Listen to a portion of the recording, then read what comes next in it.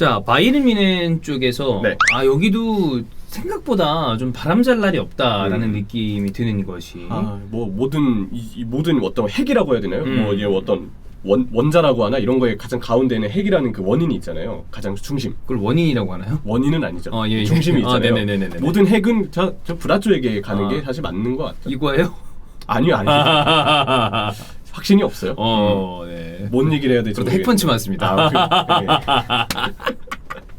그 이제 어쨌든 모든 문제의 어떤 기본이 브라 쪽에서 있는 건 맞는 것 같아요. 재계약에 대한 이슈, 뭐 이적의 어떤 정책, 팀의 주급 관련 어떤 그 체계를 봤을 때도 최상위의 싸네가 있다는 것 자체가.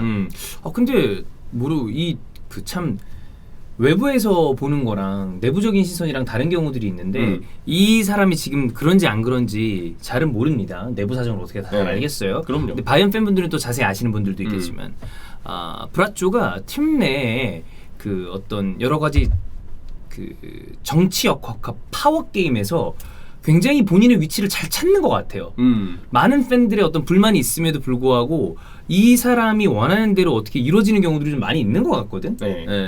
줄을 잘 잡는다. 뭐 이런 팬들의 평가도 좀 봤던 기억이 있고. 뭐 어쨌든 이 사람도 선수 시절에 어떤 바이언에서 해줬던 게 있는 뭐 초 레전드라고 보진 않습니다. 그래도 출신 선수니까. 근데 살레미지치는 저도 봤을 때 항상 그 제가 보던 시절에 바이언에 강력했을 때 또 축에 있었던 선수니까 그쵸. 그래서 그런지 모르겠는데 지금 이번 돌아오는 이적 시장에 대해서도 좀 굉장히 좀 소극적이거든요 바이언은. 네. 근데 새로운 감독이 왔잖아. 근데 그 와중에 지금 주축 자원들에 대한 재계약 문제도 이슈가 되고 있고 이러다 보니까 뭐 지나가는 얘기라고 생각을 합니다만 우리가 어제 다뤘었던 레반도프스키 이 선수가 지금 여러 가지 이야기가 잘못하면 나올 수도 있을 것 같다라는 생각이 들어요. 그렇죠. 왜냐면 시끌시끌하고 워낙 우리가 예상치 못했던 이슈들도 터지고 있는 게 지금 바이언의 상황이잖아요. 이 역시도 예상치 못한 이슈이지 않을까 싶긴 합니다. 고레츠카와 키미의 재계약이 난항 중이라는 소식입니다. 허리라인 통째야. 네, 진짜 허리라인 통째예요. 그러니까. 삼선 전체잖아요. 둘이 7월 초, 그러니까 6월 말쯤, 한 달 이제 딱 전이죠. 그때쯤부터 두 선수가 추가 주급을 요구하고 있다라는 얘기들이 좀 들어오긴 했습니다. 주급을 좀 올려달라. 빌트 플러스의 보도인데 키미와 고레츠카는 앞으로의 장래성, 왜냐면 나이가 한창이기 때문에 더 바이언에서 뛸 수 있고 더 뛰면 뛸수록 바이언의 아이콘이 될 수 있는 기량을 가진 선수들이죠.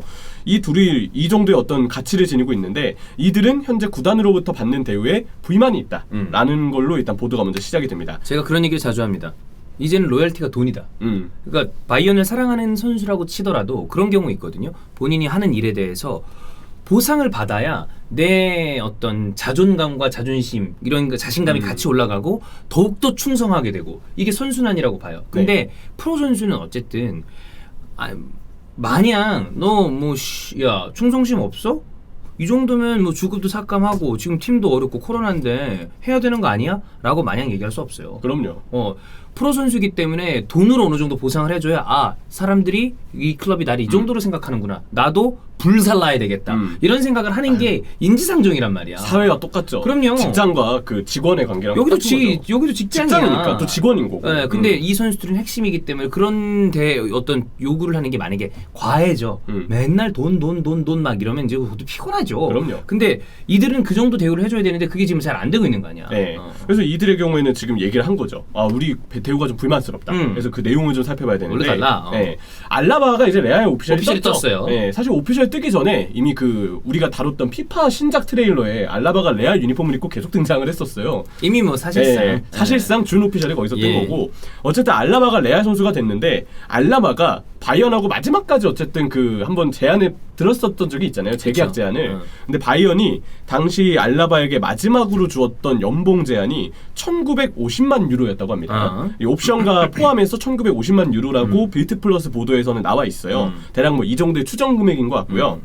고레츠카와 키미는 알라바에게 이 정도로 바이언이 제안을 했다는 사실을 어떻게든 들을 수밖에 없었을 겁니다. 그렇죠. 왜냐하면 알라바가 얘기했을 수도 있고 아니면 어떤 에이전트들이 들어서 얘기했을 수도 서로 있고 얘기가 돌지 당연히. 안 돌 수가 없어요. 아니 회사에 이렇게 보면 얘 제 연봉 이번에 얼마 올랐대. 근데 딱 생각을 해봐 봤을 때 저 아저씨랑 나랑 하는 일이 비슷해. 그리고 퍼포먼스가 비슷해. 근데 이 사람한테 연봉 제안이 이렇게 갔는데 이랬다가 뭐 어쨌든 이직을 했다 그러네? 그러면 나도 얘기해야지. 그죠. 이번에 연봉 계약 새로 할 때 나도 이 정도. 왜냐면 나도 그 정도 한다고 생각하니까. 그리고 이 정도 돈이 있으니까 이렇게 제안했을 거 아니에요. 그럼 나도 주세요. 나도 라고 주세요. 그렇게 할수 되는 있는 거지. 그래서 이제 회사들의 경우에 뭐 경우에 따라 다릅니다만 그런 얘기하는 경우 있어요.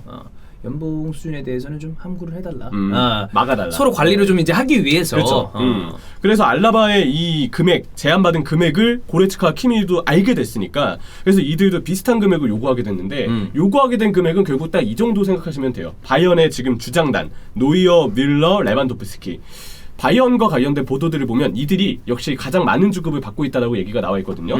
놀랍게도 여기에 사네도 똑같습니다. 이게 이제 골 때리는 거예요. 노이어랑 밀러랑 레반도프스키는 이게 그런 게 있습니다. 연봉 수준을 딱 봤을 때 이 선수의 실력도 실력이지만 어쩔 수 없이 그 오래된 경력에 따라서 올라가는 게 있어요. 그렇죠. 그리고 뭐 이 선수들이 무슨 어디 핫바지 선수가 아니라 초월클급 선수들 아니야. 지금도 핵심 전력이고. 그렇기 때문에 쭉 올라가는 거라 이 선수들이 주급을 높게 수령하는 거에 대해서 불만을 가지는 사람은 아마 없을 겁니다. 그냥 싸네요.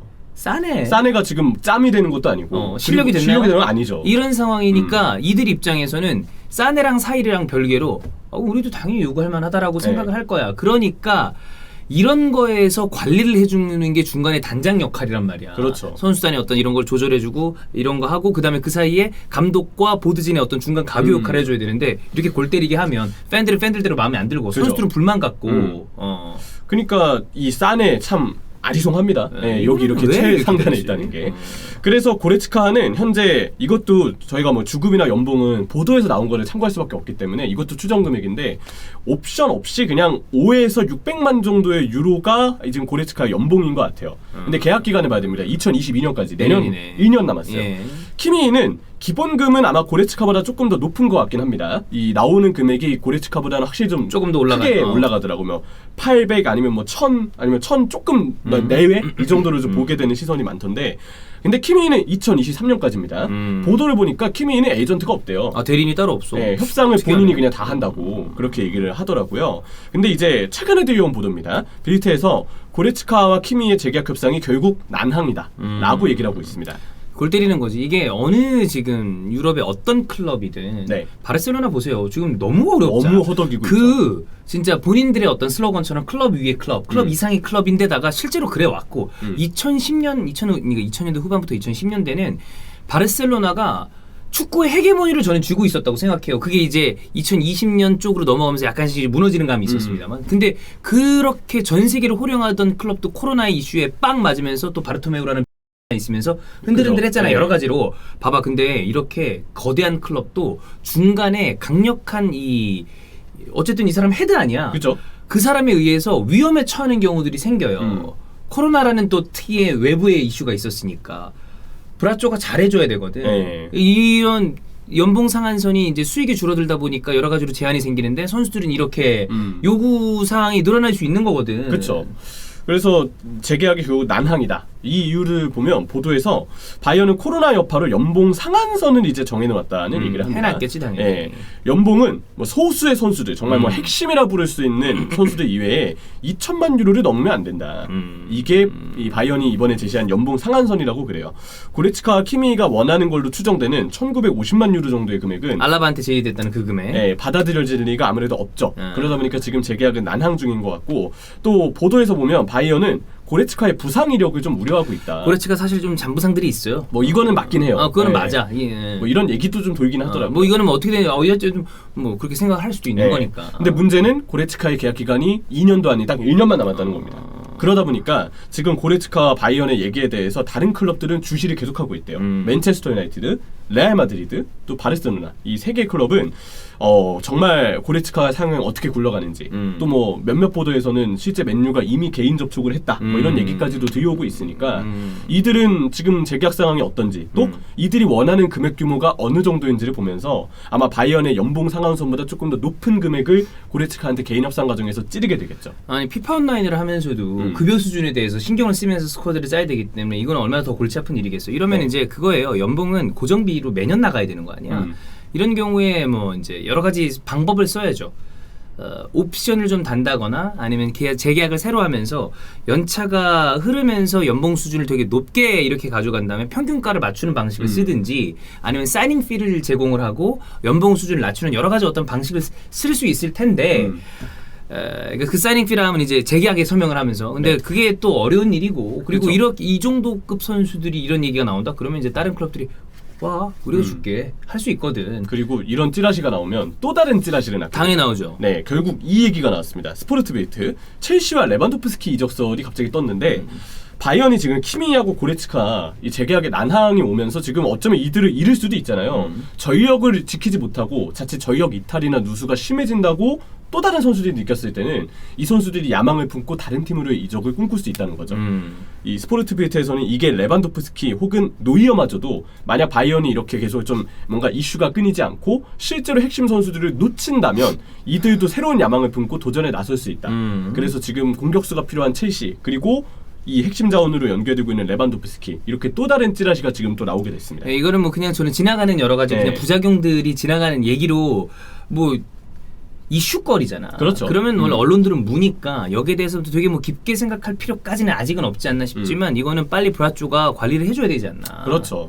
키미는 사실 워낙 바이언의 진짜 아이콘이죠. 지금은 멘탈도 그렇죠. 그렇고 어마어마하게 중요합니다. 네. 그 멘탈이 가끔은 조금 이제 불같은 성격일 때도 있습니다만 그런 건 난 필요하다고 저는 생각하거든. 좀 멋있게 느낄 때가 있어요 개인적으로. 그래서 가끔은 성깔이 들어와 보이긴 해. 근데 필요해. 근데 그 성깔이 이번에 좀 멋있게 나온 게 하나 있거든요. 휴가 유로 끝나자마자 나 바이언으로 그냥 바로 돌아가겠다라고 했는데 나겔스만이 그래도 쉬긴 쉬어야 된다고. 잘 쉬어야 되거든. 네, 가족들이랑 시간 보내고 그치. 그 휴가 끝나고 와라 이렇게 만류했다는 얘기가 있더라고요. 근데 뭐 무슨 마음인지 알 것 같아요. 네. 대강하죠? 그러면 대강 살게 됩니다. 네. 존나 해야 돼요. 존나 하겠다는 마음인 거죠. 그래, 팀이. 존나 해야 돼. 프로 정신이 대단하지 그럼요. 않나. 존나 해야 지금의 상황을 유지할 수 있습니다. 지금 우리가 존나 하고 있잖아요. 그렇죠. 존나 해야 됩니다. 존나 해야죠. 그냥 대강에서는 살아남을 수 없다. 아주 역시 좋은 멘탈이야. 아주 대단한 멘탈이죠. 그렇습니다. 근데 이거 바이언 팬들 이제 브라조 진짜 짜증나겠다. 이게 어떤 일련의 여러 가지 그 순서와 이런 게 있었는지 모르겠지만 지금 팬들의 입장에서는 싸네 어떻게 이거 계약을 한 거야 라고 생각을 안 할 수가 없잖아. 근데 킴이랑 고레츠카가 이런 식으로 뭔가 트러블이 나온다? 누가 좋게 보겠어. 그렇죠. 그렇습니다. 관리를 좀 어쨌든 바이에른 뮌헨이 차지하는 어떤 그 위상도 또 얘기하지 않을 수 없기 때문에 봐야죠. 네. 보겠습니다.